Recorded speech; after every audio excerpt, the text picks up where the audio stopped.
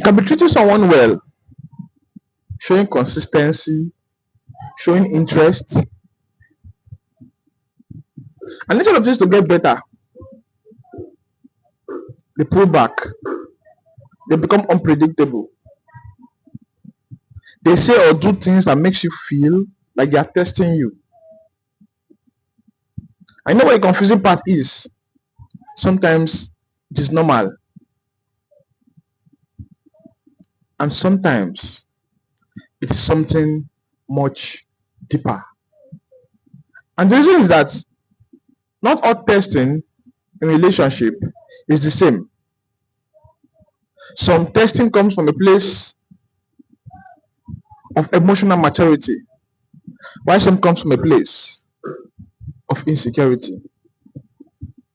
And if you don't understand the difference between these two types of testing, you keep confusing yourself, worrying yourself, and you keep acting in a very wrong way. And that's why I'm bringing this video to you today, to shed more light, to make you understand the different types of testing that are being portrayed in relationships, either by a male or a female, but in most cases by female.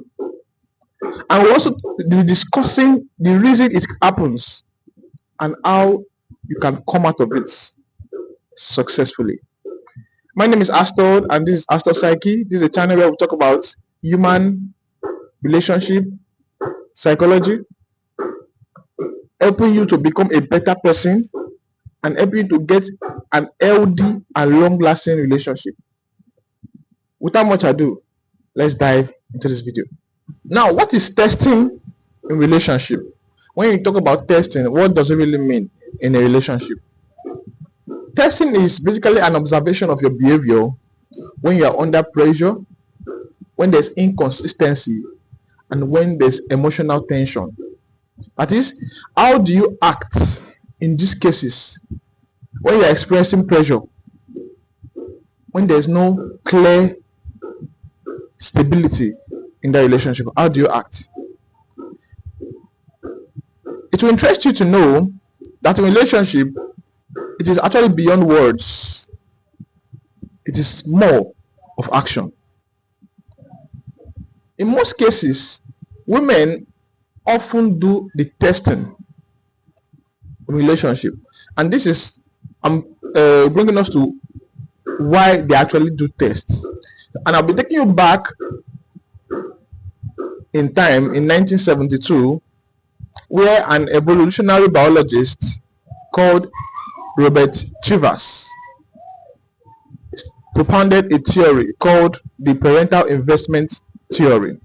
Now, he explained that the parent or the species that is most responsible for the contribution of time, energy, and resources for the reproduction of a child is most likely to be the most selective in that relationship, while the species that contribute less will compete with his fellow colleagues to gain access to that particular species.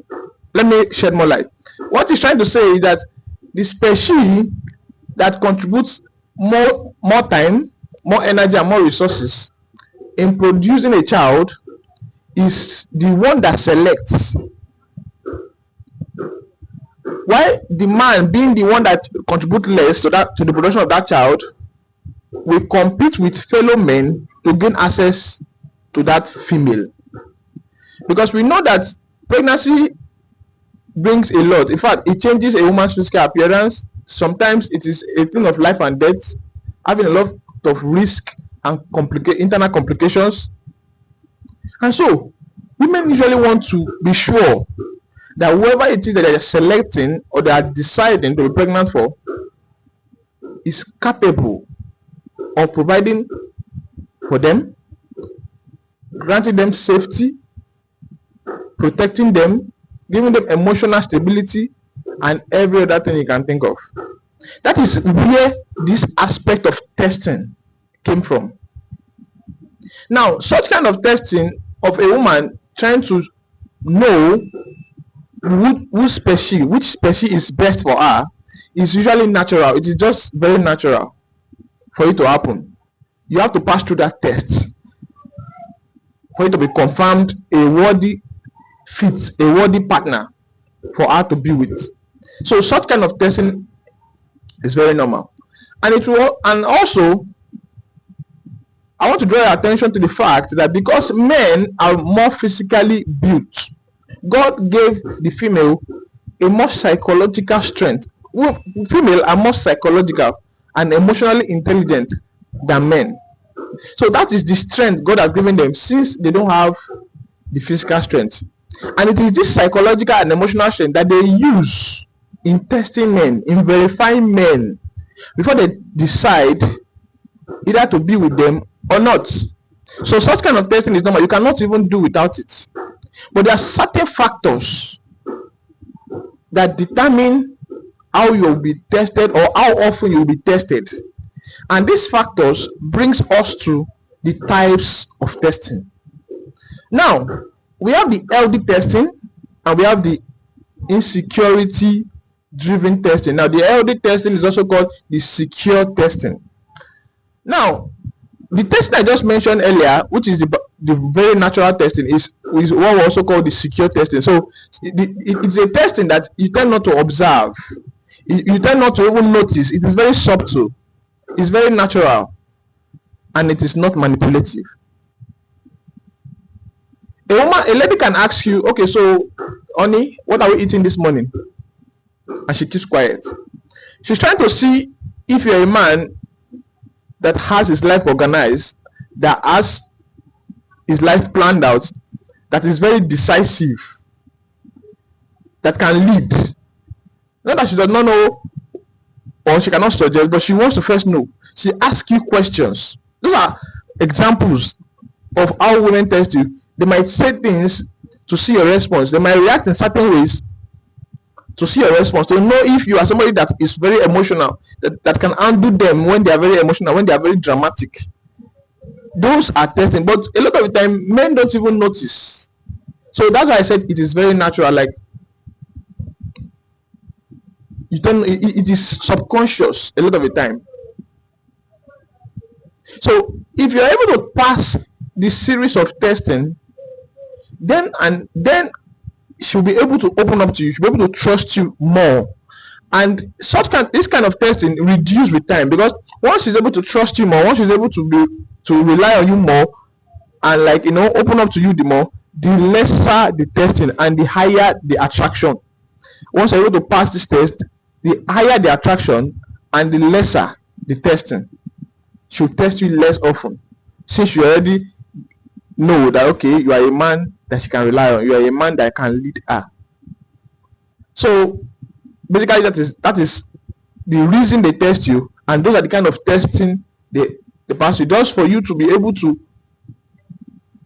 verify if you can grant them, if you can respect them, if you can grant them emotional safety,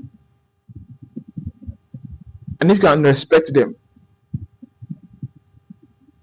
Basically, that's the reason.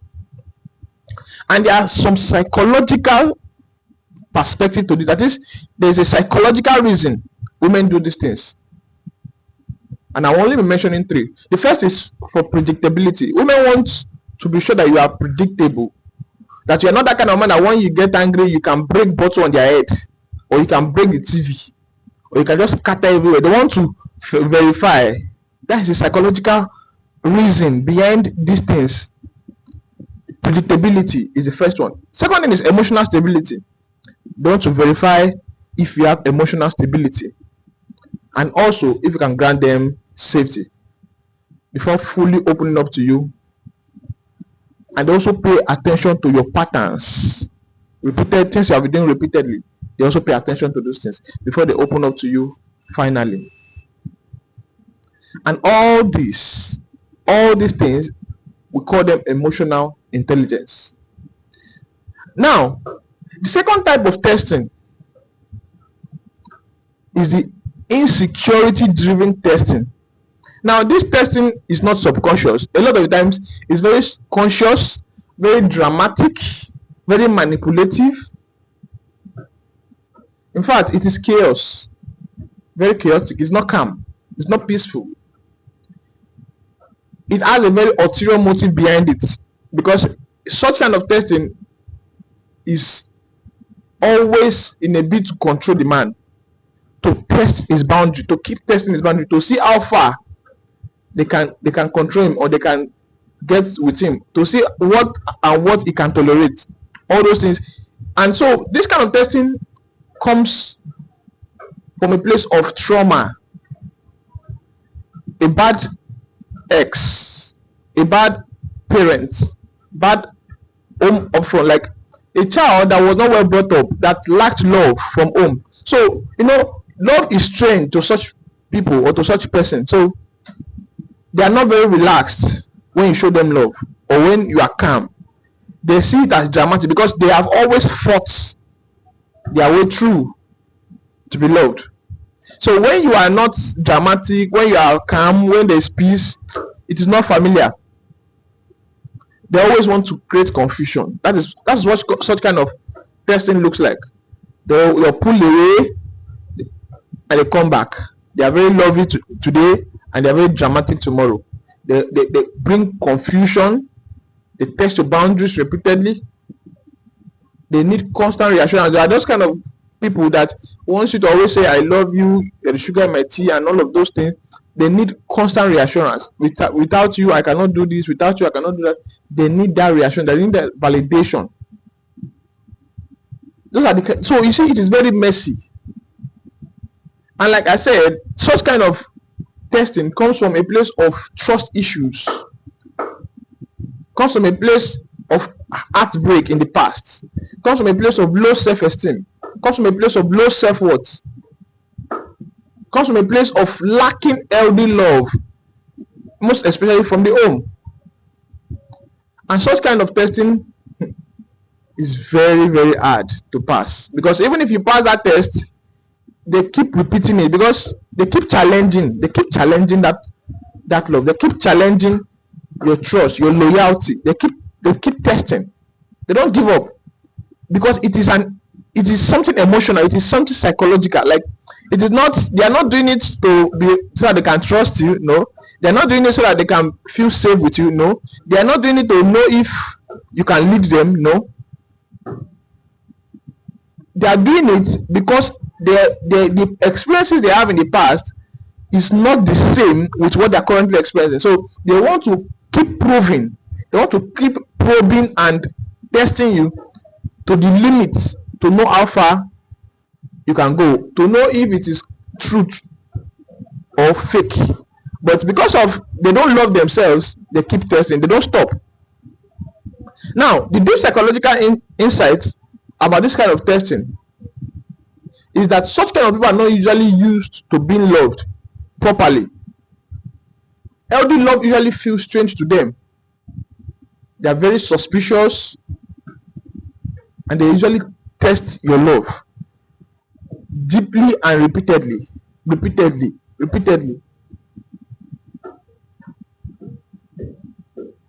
If you have found yourself in such kind of situation, it is advisable you leave. For such kind of people to heal from those traumas, from those heartbreaks, from those low self-esteem, it is important that those kind of people build their self-worth before even entering into a relationship. So if you find yourself with such kind of people, it is important that you leave and either find someone else, find somebody else that is normal and stable, or just stay alone for the meantime. Now, like I said, such kind of testing happens in a bid to control you. They push your limits. They test your limits. They want to see how much you can tolerate.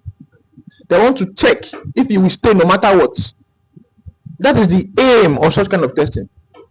Always trying to test your limits. Always wanting to see how much they can control you.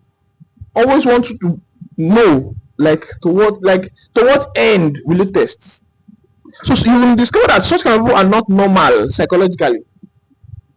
they have something disturbing them from home, from their past,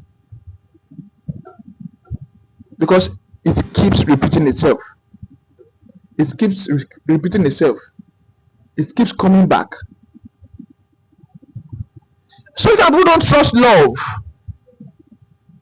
because the real issue is not about your behavior. It's not how probably you are doing something wrong. It's not about that. It's because they don't trust love being normal. Like they see love has been very chaotic, has been very dramatic, has been like fighting for it.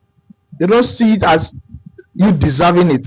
So they don't see themselves as deserving your love. So they feel there's something has to be there's not something behind that love that you are showing to them.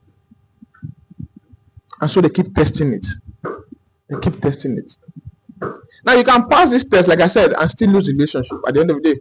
In fact, I will advise that you leave such relationship for your own sanity. So what should you do when you find yourself between these two tests? Because you need to first identify which of these tests you are going through. Now, if you are going through the second test, which is the insecurity driven test, firstly, our advice that you step out of the relationship. But if you are going through the first type of test, which is the natural one, the secure type of test, there are certain things you need to do to be able to come out strong, to be able to gain our trust, for her to be able to open up to you and rely on you without fear. The first thing you need to do is to remain emotionally stable. It is very important that you are very emotionally stable, because your emotional stability exceeds whatever test that is being brought to you. You don't react based on whatever it is that she's doing. If she's crying, you are firm. If she's not crying, you are firm. If she's running here and there shouting, you are firm and calm. She will now see that, oh, what I'm doing is not even really moving this guy. This guy must be a rock. He must be a very stable person. So she reduces her drama. She calms down, because she knows that I can't control this person with this thing. No. The second thing you need to do is to be consistent. That is, do not, because of whatever it is that she is doing, to stop those things she used to do. If you used to probably bait the kids, continue baiting the kids. If you used to cook, continue doing it.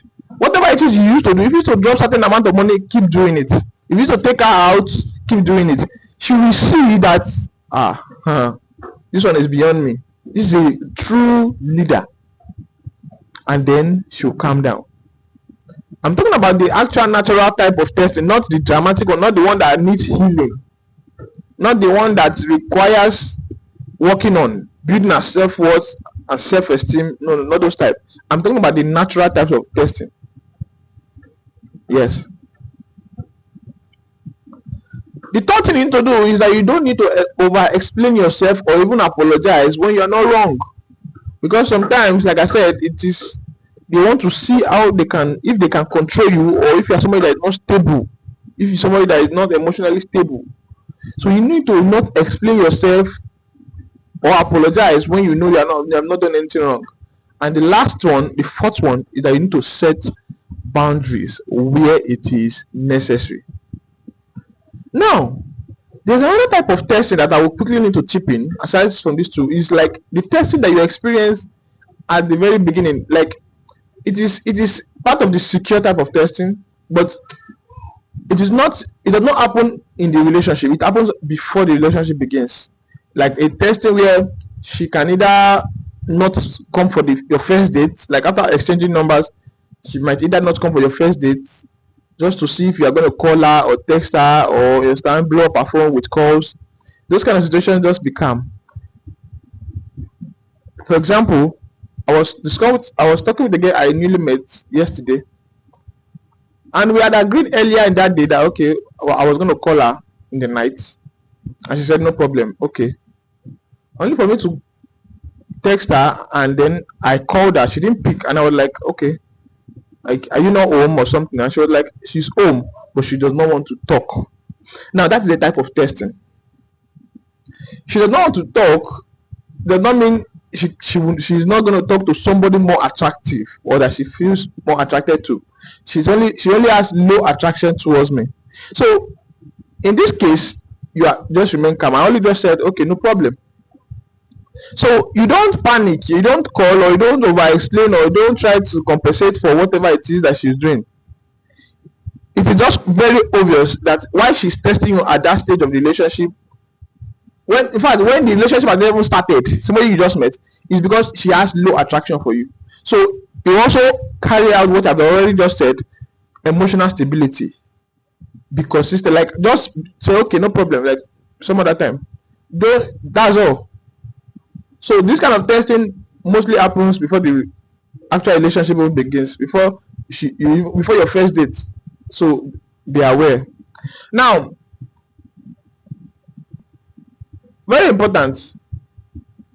Testing itself is not a problem. I already said that.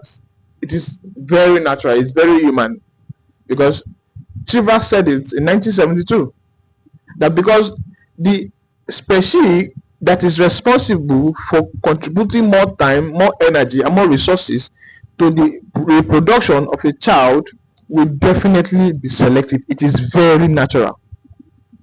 And in our case as humans, it is the female.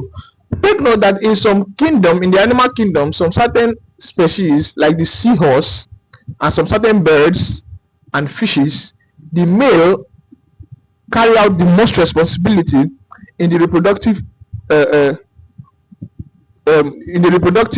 responsibility of a child. So the male in those cases are the ones that are more selective. They are the ones that decide which female they want to be with. Why? Because they are the ones that are more responsible for the delivery of such child.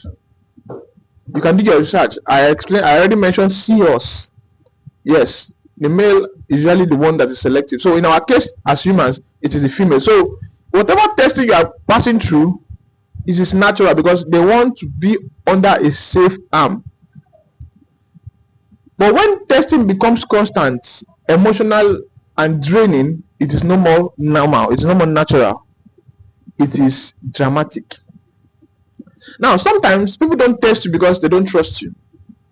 They test you because they don't trust love itself. That is for those people that are insecure. It's not because they don't trust love, they don't believe in it. They have never experienced it before. So when you display it, they are always doubting it. And when you respond to that, the way you respond will determine if it will grow or not. Now, we have come to the end of our video. If content like this are what interests you, or if you want to have a much more deeper understanding of relationship psychology, kindly like, share, and subscribe to anybody you feel might benefit from this content. And stay tuned till we release another video so that you'll be notified. That's why you need to subscribe. Till we meet again, my name is Astor, and this is Astor Psyche. Thank you.